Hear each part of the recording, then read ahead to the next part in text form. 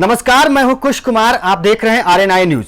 बहुप्रतीक्षित बिहार विधानसभा चुनाव के नतीजे अपने अंतिम पड़ाव पर हैं, लेकिन चुनावी तस्वीर करीब करीब साफ हो गई है। चुनावी नतीजों से पहले कुछ एक को छोड़कर सभी एजेंसियां और टीवी चैनल आरजेडी नेता तेजस्वी यादव के नेतृत्व वाले महागठबंधन को सत्ता की बागडोर थमा रहे थे, लेकिन चुनावी नतीजों ने सियासी पंडितों के सारे गुणागणित का हिसाब किताब बिगाड़ कर रख दिया। नतीजों से साफ है कि बिहार की जनता ने मोदी और नीतीश के चेहरे को एक बार फिर से पसंद किया है। यानी बिहार में एक बार फिर नीतीश कुमार के नेतृत्व में एनडीए की सरकार बनने जा रही है। इस चुनावी नतीजे के कई मायने हैं, जिसकी चर्चा हम आगे करेंगे। इससे पहले चुनावी परिणाम पर एक नजर डाल लेते हैं।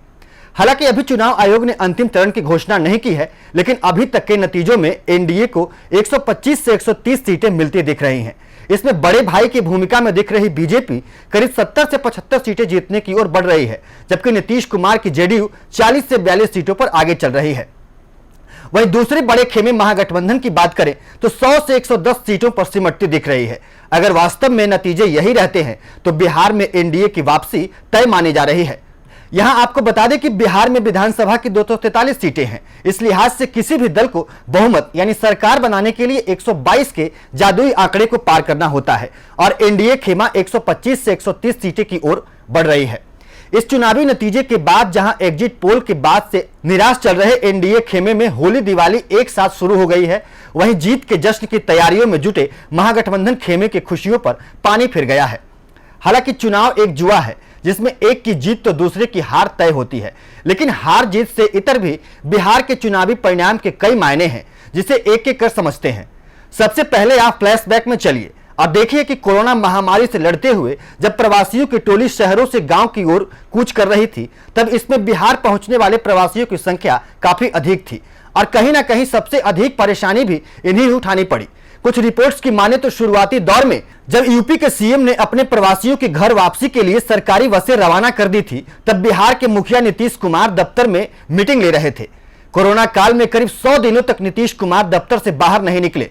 ऐसे और भी कई आरोप हैं जिसके सहारे विपक्ष पूरे चुनावी समर में नीतीश कुमार पर निशाना साधता रहा, लेकिन चुनावी परिणाम से साफ है कि जनता ने वोटिंग के समय इन बातों को नजरअंदाज किया। इसके अलावा साफ सुथरी छवि के लिए मशहूर नीतीश कुमार पर विपक्ष ने घोटाले के आरोप लगाते हुए जेल की हवा खिलाने तक की बात कही, लेकिन जनता पर इसका भी कुछ खास असर नहीं दिखा। वहीं बेरोजगारी से भरे बिहार में तेजस्वी का 10 लाख रोजगारों वाला दाव भी हवा निकल गई, जबकि इधर प्रदेश की लचर कानून व्यवस्था और बदहाल स्वास्थ्य सुविधाओं को भी मुद्दा बनाने की पुरजोर कोशिश हुई, लेकिन नतीजों से साफ है कि बिहार की अधिकांश जनता ने तवज्जो नहीं दिया, जिसका परिणाम है कि बिहार में नीतीश के नेतृत्व में एनडीए की सफल वापसी हुई है। चलिए अब बात उस मुद्दे की करते हैं जिसकी चर्चा शायद एग्जिट पोल के बाद सबसे अधिक हुई, और वो चर्चा इस बात की है कि बिहार की जनता ने अब की बार जाति और धर्म के जंजाल को तोड़कर एक नई सरकार के लिए वोट किया है। एग्जिट पोल के आंकड़ों में महागठबंधन को मिल रही बड़ी जीत के बाद ऐसी चर्चाएं आम हो गई थी कि तेजस्वी के चेहरे के सामने बिहार के वोटरों की जाति और धर्म को ताक पर रख दिया। उन्हें हर तबके से समर्थन मिला।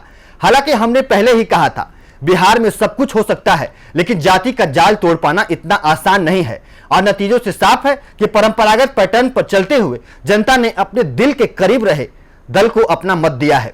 यह सही बात है कि नीतीश की सियासी समीकरण के सामने तेजस्वी का तेज फीका पड़ गया, लेकिन इस जीत में बीजेपी और खासकर उसके सबसे बड़े चेहरे नरेंद्र मोदी का बड़ा योगदान रहा। मोदी के इन सभी रैलियों का आयोजन कुछ इस तरीके से किया गया कि कम लागत में अधिक मुनाफा मिला। इसे आप चुनाव में बीजेपी की सीटों से भी समझ सकते हैं, जो इस बार सबसे बड़ी पार्टी बनकर उभरी है। तो ये हुई बिहार चुनाव के दो सबसे प्रमुख खेमे की बात, लेकिन एनडीए और महागठबंधन के अलावा भी बिहार में कई राजनीतिक पार्टियों की किस्मत दांव पर लगी थी, जिसमें से कुछ का सुपड़ा साफ हो गया। लेकिन यहां लोकतंत्र के लिए अच्छी बात यह है कि कुछ विलुप्त हो रही पार्टियों में फिर से जान आ गई है। ऐसा ही एक खेमा है लेफ्ट। महागठबंधन खेमे के साथ ताल ठोक रहे लेफ्ट भले ही महागठबंधन के साथ सत्ता के करीब पहुंचकर भी सत्ता से दूर रह गई, लेकिन इस परिणाम के बाद सियासी मैदान में मर चुकी उम्मीदें फिर से जग गई है। इसके अलावा अगर सबसे बुरी स्थिति की बात करें तो इससे चिराग पासवान को दो चार होना पड़ा। चुनाव से पहले पिता को खो चुके चिराग पासवान को जनता से बहुत उम्मीदें थीं, लेकिन उन्होंने पिता की राह से अलग हटते हुए चुनाव से ठीक पहले एनडीए का साथ छोड़कर अपने दम पर चुनावी मैदान में कमर कसने का फैसला किया और चुनावी परिणाम को अपने पाले में लाने की जीतोड़ कोशिश भी की। प्रदेश के लगभग सभी क्षेत्रों में चुनावी सभाएं की और आपको ये जानकर हैरानी होगी कि चिराग की चुनावी सभाओं में भी जनता की भारी भीड़ उमड़ी, लेकिन ये भीड़ वोटों में नहीं बदल सकी और इसमें कहीं ना कहीं चिराग के तुष्टीकरण की वो राजनीति रही जिसे जनता ने नापसंद कर दिया। आपको बता दें कि चिराग ने एक तरफ जहां एनडीए में शामिल बीजेपी के खिलाफ, वहीं एनडीए के दूसरे प्रमुख दल जेडीयू और सीएम नीतीश कुमार पर सीधा हमला बोलने से भी तनिक भी संकोच नहीं किया, बल्कि इससे आगे बढ़ते हुए उन्होंने नीतीश कुमार को जेल की हवा खिलाने तक की बात कही। लेकिन सियासी समर में चिराग की ये बातें शायद हवा हो गई, जिसका नतीजा है कि चिराग की पार्टी इतने कम सीटों पर सिमट गई। अभी के लिए मुझे दीजिए इजाजत और अधिक खबरों के लिए आप जुड़े रहिए आरएनआई न्यूज के साथ।